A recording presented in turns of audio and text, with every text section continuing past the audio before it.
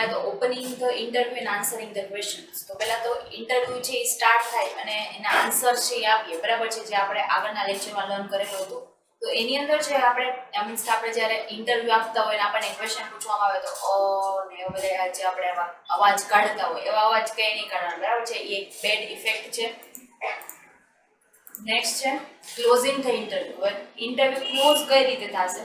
B ready to ask several questions pertaining to the duties, training, work atmosphere or advancement opportunities for the position for which you are applying. તો તમે જે position માટે apply કરો છો તો એમાં તમારે એને બધું જે ક્વેશ્ચન્સ તમે રેડી કરીને ગયા છો બધું પૂછવાનું. તેના આફ્ટર એની સાથે સાથે કે તમે કઈ કઈ ડ્યુટી તમારા જે પાર્ટમાં આવશે, એની સાથે તમને ટ્રેનિંગ કેટલી આપવામાં આવશે, વર્ક એટમોસ્ફિયર કેવું છે, તેના આફ્ટર એડવાન્સમેન્ટ માટેની કાંઈ ઓપોર્ચ્યુનિટી મળશે કે નહીં, આ બધું પૂછવાનું.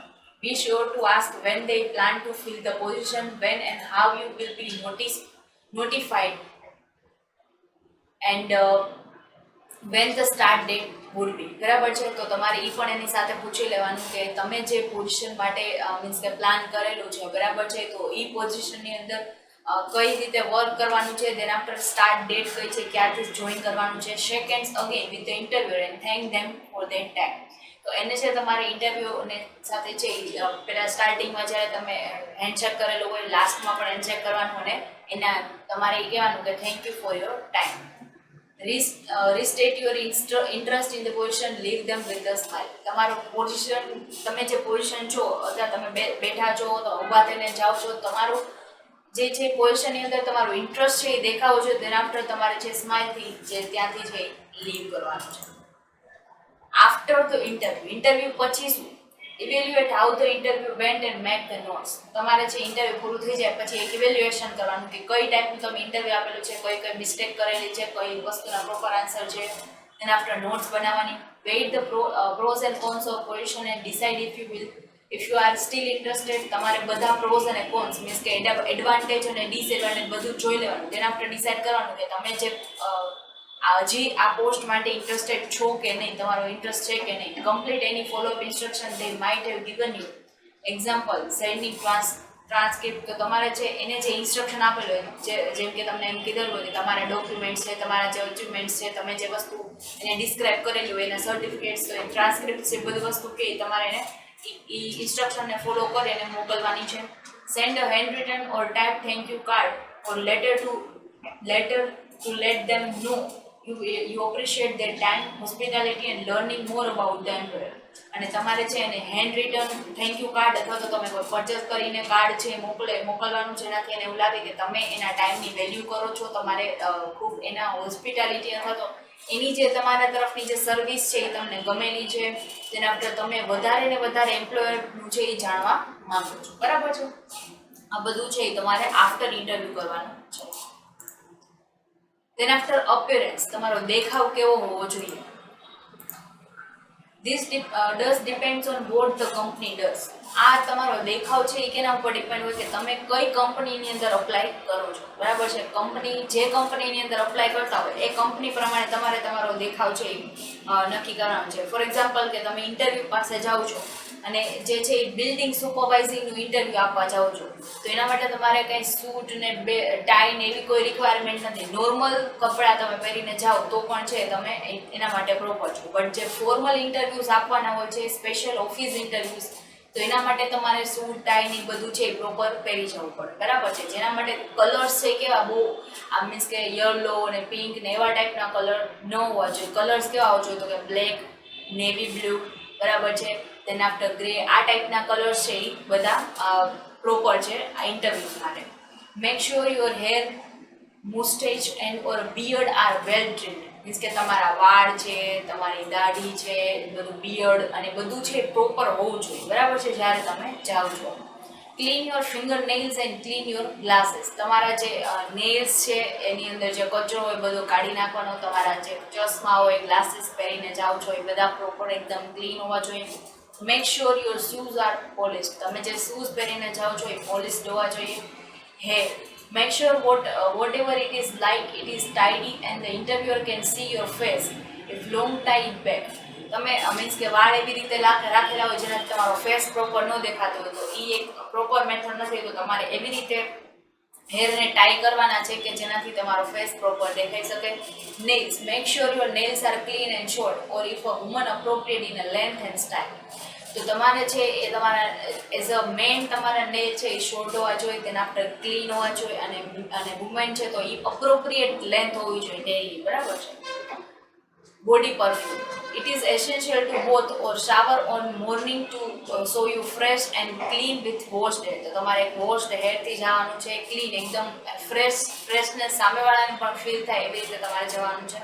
પરફ્યુમ એવો લગાડવાનો કે જેનાથી એકદમ આમ ગાર્ડનું ભોગર એવો નહીં, બટ નોર્મલ એવો પરફ્યુમ હોય કે જે તમારી સ્ટાઇલ મેન્ટેન કરી રાખે એ પ્રમાણે પરફ્યુમ.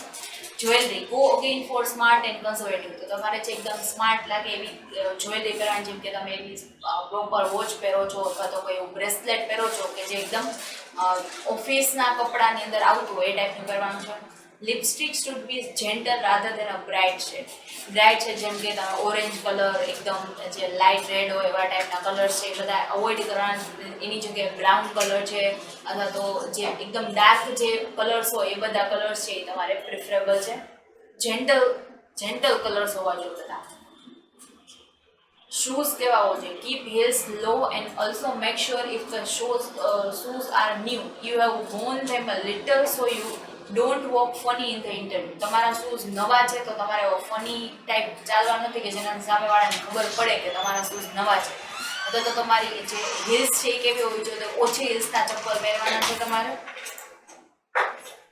તો એ બધા છે એ તમારે એ કઈ થિંગ્સ હતી તો કે તમારો દેખાવ ઇન્ટરવ્યુની અંદર કેવો હોવો જોઈએ. તેના આફ્ટર છે નોન વર્બલ કમ્યુનિકેશન. તો તમે જે નોન વર્બલ કમ્યુનિકેશન કરો છો તો એ કેવી હોવી જોઈએ, જે આપણે લર્ન કરવાની છે. Don't accept any drinks before an interview. તમે છે કોઈ પણ ડ્રિંક છે એ પીને નથી જવાનું ઇન્ટરવ્યુ પહેલા, બરોબર છે. Anyways and always shake the interviewer's hand or the hand of each of the panel members and ask to be seated. જ્યારે તમને બેસવાનું કે ત્યારે જ તમારે બેસવાનું છે. બધા સાથે જેટલા લોકો બેઠા છે બધા સાથે હેન્ડશેક કરવાનું. Always sit back in the chair with your bottom at the back of the chair and place your hands on your knees to lean slightly forward. Do not slouch. બરાબર છે. તમારે છે બે હાથ છે આવી રીતે મીન્સ કે ચેર છે તો એના બે બાજુના જે સપોર્ટર છે ત્યાં રાખવાના છે અને તમારે એકદમ પાછળ બેસવાનું છે. હમણાં થોડું તમારે એકદમ એજ ઉપર બેઠા હો છો, બરાબર છે. તો એજ ઉપર નથી બેસવાનું, તમારે એકદમ બેક સાઈડ બેસવાનું છે જેનાથી તમે પ્રોપર બેસી શકો. તમને એકદમ નર્વસનેસની જેમ બેસવાનું નથી. Don't fiddle with your hands. તમારા હાથની સાથે રમવાનું નથી, બરાબર છે. અથવા તો તમે જો ટચક્યા ફોડતા એવા કોઈ પણ વસ્તુ છે એ તમારે ઇન્ટરવ્યુની અંદર નથી કરવાનું. Smile and look interested. તમે ઇન્ટરેસ્ટેડ છો એની અંદર એવી રીતે તમારે દેખાવ કરવાનો છે. Relax your shoulders and take a deep breath before answer any questions. This will help you think and relax into interview. તમે કોઈ પણ આન્સર તમને ક્વેશ્ચન્સ પૂછવામાં આવે તો એના આન્સર એકદમ ડીપ બ્રીથ અને રિલેક્સેશનથી આપવાના છે. તમારા શોલ્ડર્સ એકદમ રિલેક્સ રાખવાના છે, એવું નથી એકદમ તમે આમ કડક બેઠા હોય. Don't cross your legs as this can be restrictive and cause other balance situation. તમારે જેમ એક પગ ઉપર પગ ચડાવીને ક્રોસ જે સિચ્યુએશન છે એવી રીતે બેસવાનું નથી કે જે એક રિસ્ટ્રિક્ટિવ પોઝિશન છે. તમે આવી રીતે તમે બેસો તો એકદમ તમારી ઇમેજ છે થોડી અલગ ટાઈપની ક્રિએટ થાય એન્ડ તમે તમારા આન્સર્સ આપવામાં તમે બેલેન્સ ક્રિએટ ન કરી શકો. If under pressure don't back off or start to fidget. Instant smile nicely and take your time to answer. Answer આપવા માટે તમે ટાઈમ લઈ શકો છો. કોઈ એવું પ્રેશર નથી કે તમારે તરત જ આન્સર આપવો પડે.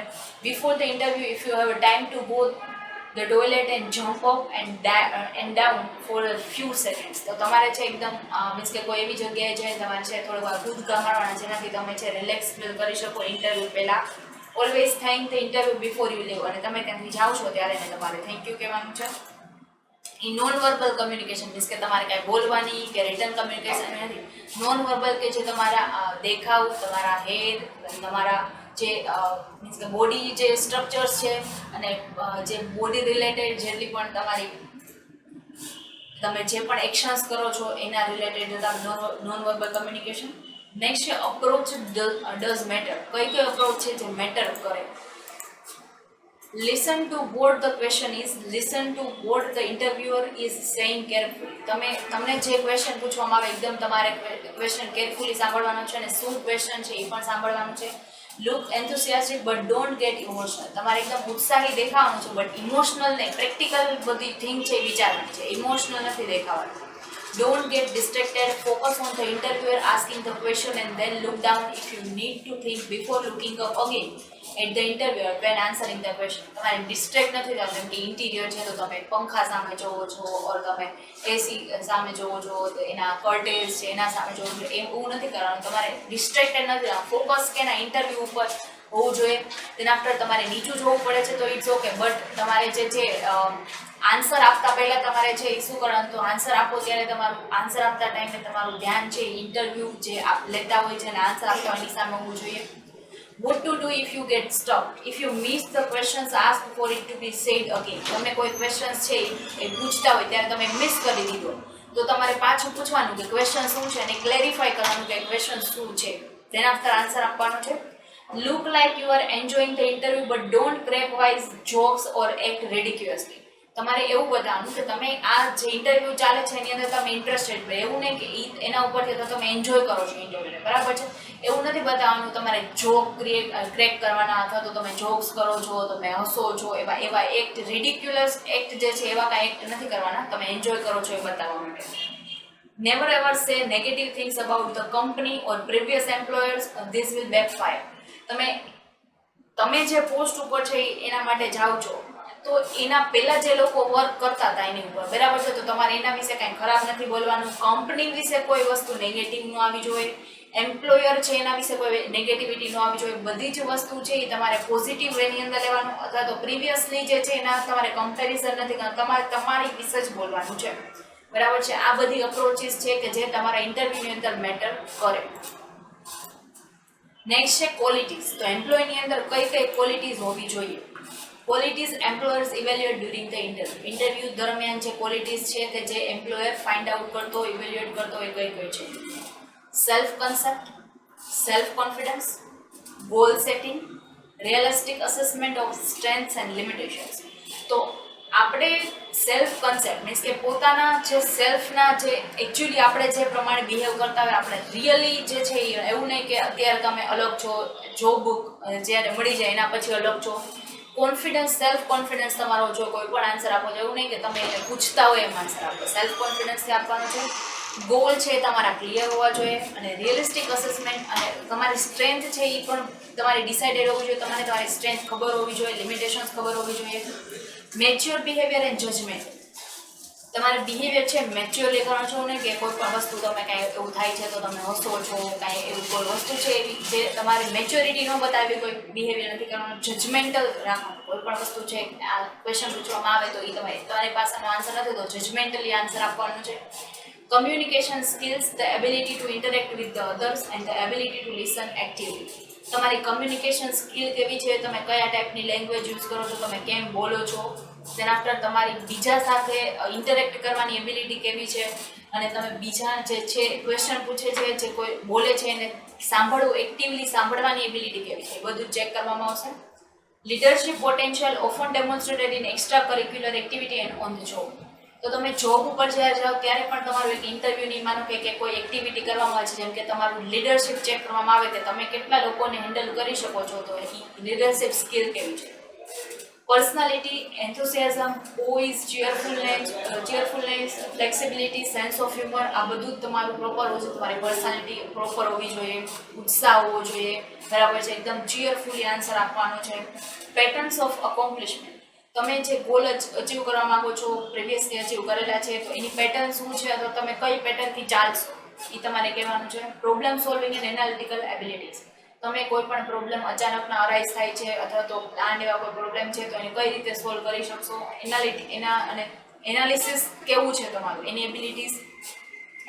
Interest in and knowledge of career field. તો તમે જે કરિયર બનાવવા માંગો છો એ ફિલ્ડની અંદર તમારું નોલેજ કેટલું છે, તમે કંપનીની અંદર જે પર્પસ માટે આવેલા છો એ પર્પસ અથવા તો એ ફિલ્ડનું નોલેજ તમારી પાસે કેટલું છે, શું ઇન્ટરેસ્ટ છે, એ બધું જ જોવામાં આવશે. Work ethics, acceptance of responsibility, ability to keep commitment. તમે કોઈ કમિટમેન્ટ કરો છો તો એને પૂરો કરી શકશો કે નહીં, તો એ કમિટમેન્ટ પૂરા કરી શકતા હોય તો જ કમિટમેન્ટ કરવાનું. એના પર રિસ્પોન્સિબિલિટી તમને આપવામાં આવે છે તો તમે એક્સેપ્ટ કરો છો કે નહીં, કે એનાથી દૂર ભાગો છો. તમારા વર્ક એથિક્સ કેવા છે એ બધું જ છે એમની અંદર જોવામાં આવશે. અપેરન્સ, ડ્રેસ એન્ડ ગ્રૂમિંગ, તમે કેવા દેખાવ છો, તમારો દેખાવ કેવો છે, તમારું ડ્રેસ કઈ ટાઈપનું છે, એના ઉપર પણ તમારી પર્સનાલિટી જજ કરી શકાય. બરાબર છે. તો આ રીતે અલગ અલગ ક્વોલિટીઝ છે કે જે એમ્પ્લોયર છે એ એમ્પ્લોયની જે પ્રોસ્પેક્ટિવ એમ્પ્લોય છે એની અંદર ફાઇન્ડ આઉટ કરતું હોય છે. નેક્સ્ટ છે કી ઇન્ટરવ્યુઇંગ સ્કિલ્સ.